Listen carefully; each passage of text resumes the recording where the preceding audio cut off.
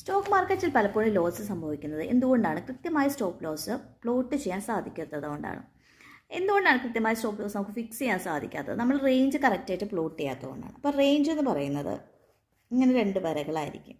ഇവിടെ ലോവും ഇവിടെ ഹൈയും ആയിരിക്കും. അപ്പോൾ നമ്മൾ നോക്കുക, ഇവിടുത്തെ ഈ ഒരു ട്രയാങ്കിൾ എന്ന് പറയുന്നത് ഒരു ട്രെൻഡാണ് അല്ലേ?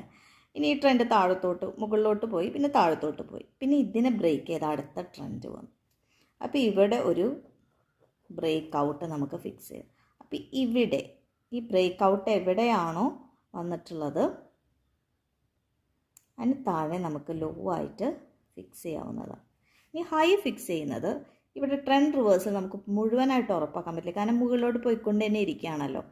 ഇതിപ്പോൾ ഞാൻ ഓൾറെഡി പ്രെഡിക്റ്റ് ചെയ്ത് വെച്ചിട്ടുള്ളതാണ് താഴത്തോട്ട് പോകുന്നത്. ഇത് താഴത്തോട്ട് പോകുന്ന പ്രെഡിക്റ്റ് ചെയ്യാൻ എങ്ങനെ ഇപ്പോൾ സാധിക്കും? നമ്മൾ ഇവിടെ പോയിട്ട് ലോവർ ടൈം ഫ്രെയിമിൽ ഇതിൻ്റെ കൺഫർമേഷൻ നോക്കണം. അവിടെ ഒരു പക്ഷേ ഇങ്ങനെ വന്നൊരു ട്രയാങ്കിൾ വന്ന് ഇങ്ങനെ താഴത്തോട്ട് ബ്രേക്കായിട്ട് പോയിട്ടുണ്ടായിരിക്കും. താഴത്തോട്ട് ബ്രേക്കായി പോയിട്ടുണ്ടെന്ന് വെച്ചാൽ ഏകദേശം കൺഫർമേഷൻ ആയിട്ടുണ്ട്. എന്തിന്?